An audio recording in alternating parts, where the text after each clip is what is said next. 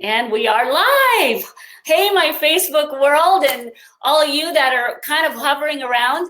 Sorry, but I got to talk to Dr. Maniscalco first. So we were off screen for a couple minutes, but I'm welcoming you to this broadcast. And first of all, I just want to thank you, Dr. Benedict, for joining us today. There are so many people that are just waiting to hear from you and what you have to say. You are a celebrity in my world, and I'll talk about that quick. But I got to read this is a long bio, but it's worth reading every minute of it. So hang tight while I read his bio, and then I'm going to let Dr. Benedict talk to us this afternoon now for almost all of us.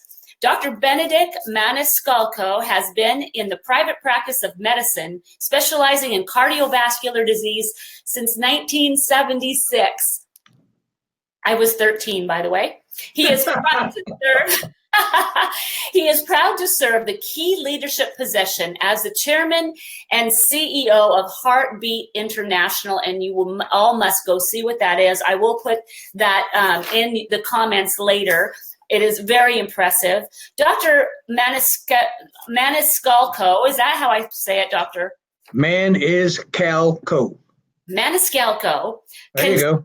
There we go. Continues his practice of preventative and consultative cardiology, in addition to serving as medical advisor to multiple companies involved in medically related businesses. He is regarded as an option leader, innovator, and educator in cardiovascular medicine. He has served the American College of Cardiology at the local, state, and national level in leadership roles which have directly influenced health care policy. That's impressive alone.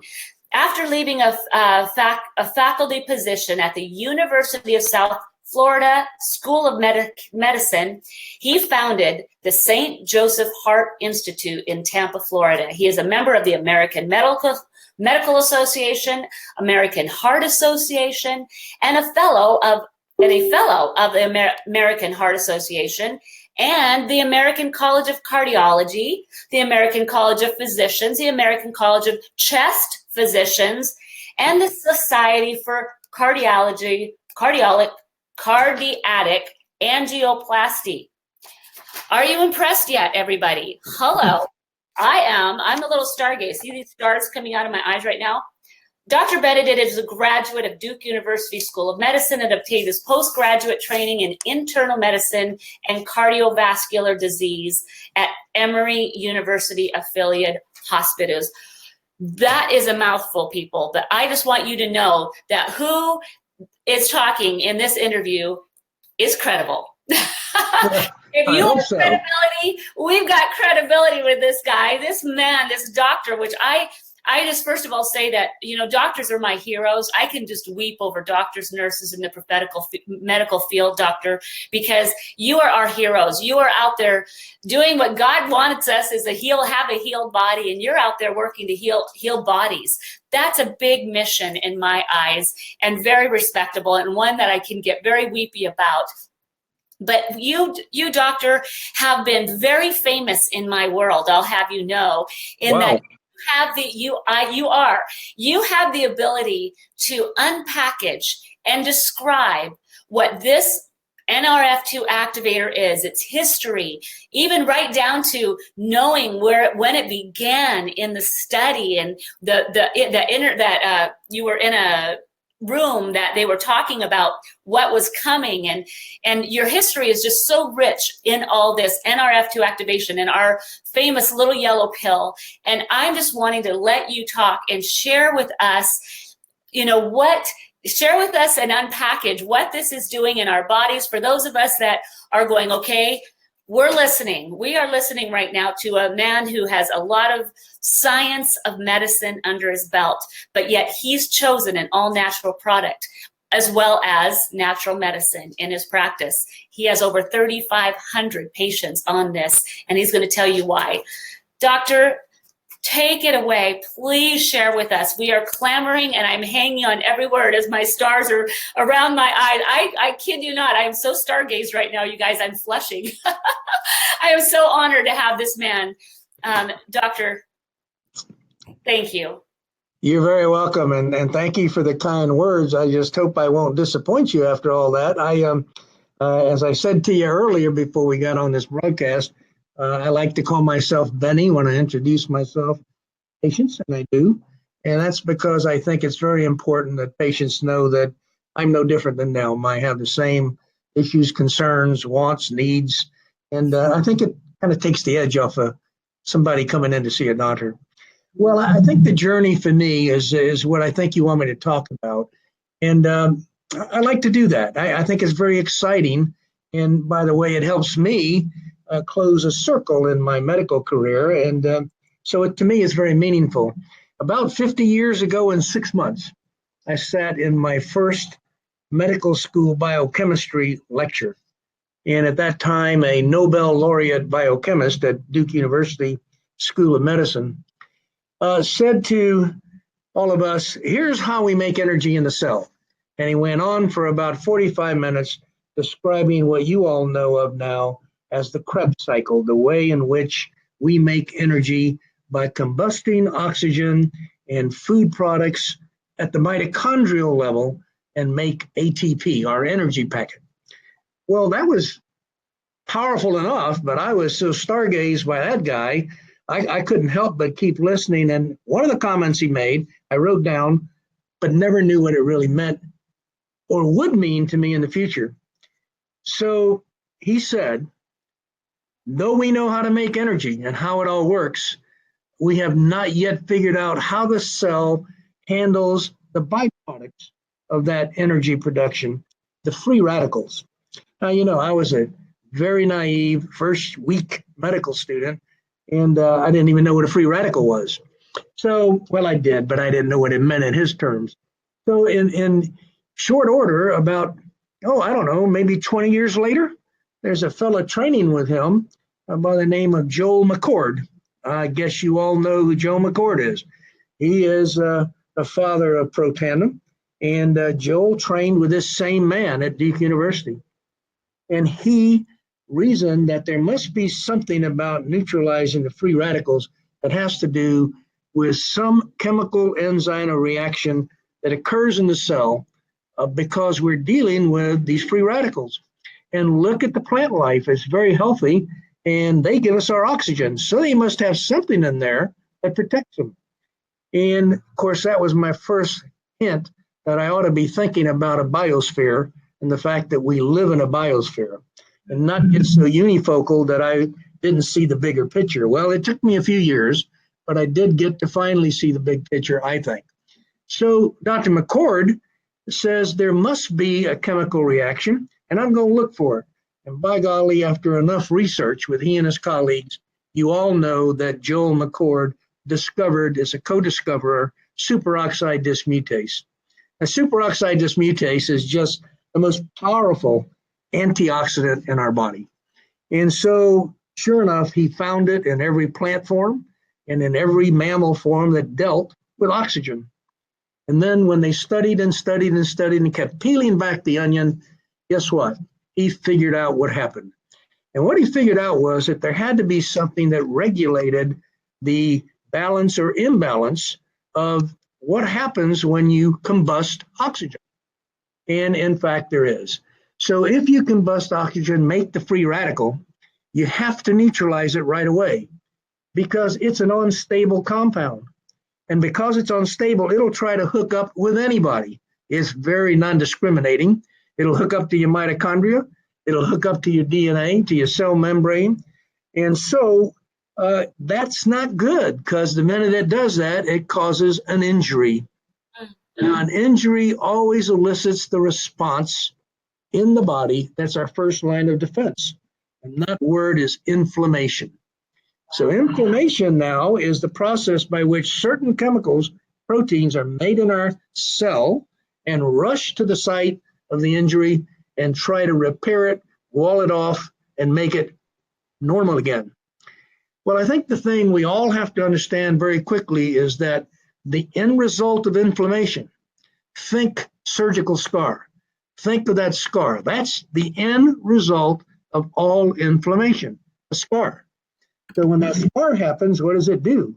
It replaces normal cell particles, tissues, and whole cells. Well, if you replace enough cells, by golly, sooner or later, you're replacing the whole organ. And that, to all of us, is disease. So disease is the process by which we, out of necessity that gives us life, use oxygen, make free radicals, create scar, and age at the cellular level. That's the whole process. That's the whole coot and caboodle. Well, how does that happen? How do you have so many antioxidants when you're young, and then a few years later you look in the mirror and say, well, no, Benny, where'd your hair go? And what happened here? And so you now know. It's that process where we age in the cells, replace normal cells with scar. And so our facial configuration changes, our hair changes, exciting stuff. Not so, we don't like it. But that's aging. So now, if that's true, we must have something in there that causes this to occur. And it is, in fact, the process by which, when we get out into the normal biosphere we live in and have toxins we're exposed to, and gases and metals and fertilizers and products in our foods that cause more production of free radicals, then we start creating an imbalance in our ability to neutralize the free radicals, because our cell has to turn its production into the making of all those inflammatory proteins. And that, of course, means our engines in the cell, to look at it another way, the number of reactions we can do get limited in the production of antioxidants because we're making more and more inflammatory molecules. So how does that happen? Well, it happens because there is a master regulator in there, and it's called NRF2. And we can put that real long name that NRF2 has together, but it's nice and easy and not a tongue twister to say NRF2. NRF2, when it's left attached to where it's anchored, cannot help us turn on the switch that will allow us to return to the production of lots of antioxidants. But when we stroke it with the right chemicals and release it, it sends signals to the nucleus or the command center of our cell, and we start making millions of molecules of antioxidants per second, again, as if we were newborns. What a miracle. That's mind-blowing. Yeah, what an incredible discovery. The minute I read that science, I was transformed. I'm a cardiologist of 50 years duration, and I spent the vast majority of my career breaking plaques, putting in balloons, putting stents, treating the disease. But here we have the very essence of disease, how it happens. We have now knowledge that says free radicals attached to a neutralizing antioxidant, cause injury, lead to inflammation, which leads to scar, which leads to aging, which is the beginning of all disease. Wow. Now that's something else, isn't it? So this has been a 50-year journey for me to get there. And just recently I went to my 50th year medical school reunion and asked some of my classmates, do you remember when Dr. Handler said this? Almost no one did. You know why? Not a single one of them heard about NRF2. No one knew what Protandim was. And most of them looked at me kind of cockeyed and said, Benny, what are you doing? And I said, well, what I've learned is amazing, and what I hope you go learn and read about is going to change your life. So I said to myself, maybe I ought to be like the fellow from Missouri and see for myself. So I took 100 patients in my practice. I put them all on Protandim after I measured their inflammatory markers. Remember, free radical, injury, inflammation. Therefore, markers of inflammation should be up. So if I give something that's going to subdue that, my inflammation markers should come down. In fact, every one of those 100 patients had a drop to almost normal, and in most cases, normal levels of inflammatory markers. Well, that convinced me. I now say to every patient who comes in my office who's new, you need to be treated for your blood pressure. Here's the medicine that's going to do it. But blood pressure problems, elevated blood pressure, is the result of you having had inflammatory changes in your arteries, and it's caused by this process. So I want you to also take this other thing, which is a natural product. And if you do that, you're going to stop the progression of making plaque and scar, and therefore have an easier time, less medicine, to control your blood pressure. That's my way of saying I recommend Protandim to every single patient in my practice. And that's how I got to have 3,500 patients on it. Now, since I've said to you that everything in medicine that's illness is inflammatory, scar, chronic illness, that means that every human being alive should be on Protandim, in my opinion. Because we all, until we die, will breathe oxygen and have any oxidant needs to neutralize the inflammatory process that's caused by the injury from the free radicals. So I can tell you that this is the greatest discovery in my medical career. And even though I did a lot of first things, so people talk about, the most important thing I've ever done is discovered the whole cycle in the cell through our colleagues in science about Protandim and how those food substances interact with our genes and our cells to protect us against disease and to make us better. So that's been my journey, and I'm very happy to share it with you. I hope it means something to you. I can tell you that I take it myself, have since the day I learned about it. And I'll tell you a little story about me. I had to start and stop it 4 times. And that's because I had a very significant allergic state. And it was just causing me an enormous amount of toxic waste being neutralized. Well, I finally put on my big boy pants and took it every day, no matter what happened to me. And some bad things happened. And now I take it every single day, don't even know it comes in. The minute I stop it, I know I've stopped it, and I take it all over again. So let me say to you all that you and all your friends and anyone you care about and anyone in your life that you know, recommending this medicine, whether they're in the business of Life Vantage or not, should be on this product because it is age extending and illness preventing. And that's my story. Doctor, question for you. So being a doctor, and you've known about this for 3.5 years now, is it, or 4 years? Well, almost 5. Oh, almost 5. So when you came into this, how many on your online medical journal, how many peer-reviewed studies were done on this product 5 years ago? At the time I came on, I believe there were 6 or 7.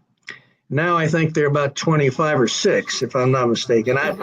There's a lot more coming out in the whole field of antioxidant therapy in general. So I can't really tell you how many are precisely about.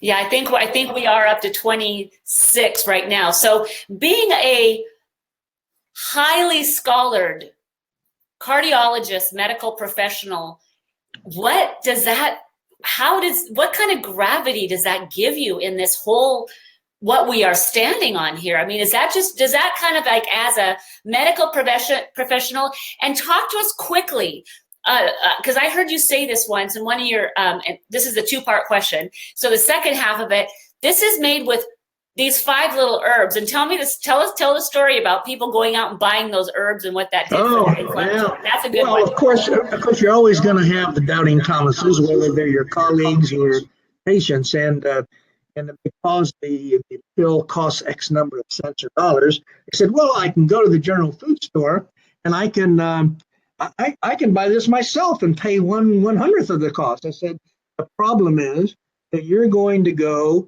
and buy these 5 products, and unless you take them in the proper proportion and in the chemical composition that has been put together, you will not do well. So we had one patient that said, oh, no, that can't be possible. So he came in one day, and all of his markers of inflammation were up again, way beyond his initial readings. And we said, you must have stopped Protandim. No, I take all 5 substances every day. And we said, we told you that would happen. You can't do that. So it is very important to understand in the chemical world it is not that you have the 5 substances, it's that you have the 5 substances in the proper relationship to one another. And that's what makes the difference. That's what turns on the switch of the NRF2 molecule. That's what allows us to get the big production of antioxidants. So I think that's the main answer. So that was exactly what I had heard, and I wanted you to share. Now, quickly, just real quick, in a nutshell, talk to us about NRF1 and our mitochondria. We didn't. Well, I often say to patients, let me ask you, Bill, when's the last time you took your car in for a checkup? He said, oh, I did that at my 5,000-mile checkup last week. Why do you do that? Well, I do that because that's my engine. It's the power plant of my car. I gotta make sure it's working okay. I said, well, do you ever take your mitochondria in? Huh? I said, mitochondria, they're the power plants of your cells, and they're constantly working to keep you alive and make all the proteins in your cells you need. So if you want to keep your power plant of your body in good order, you need to think about taking this product.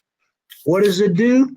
It helps repair and increase the production of mitochondria, which are the power plants of our bodies and our cells. So therefore, if we want to feel better, we want to look better, we want to have more energy, the NRF1 molecule is activated by this product, the NRF1 activator.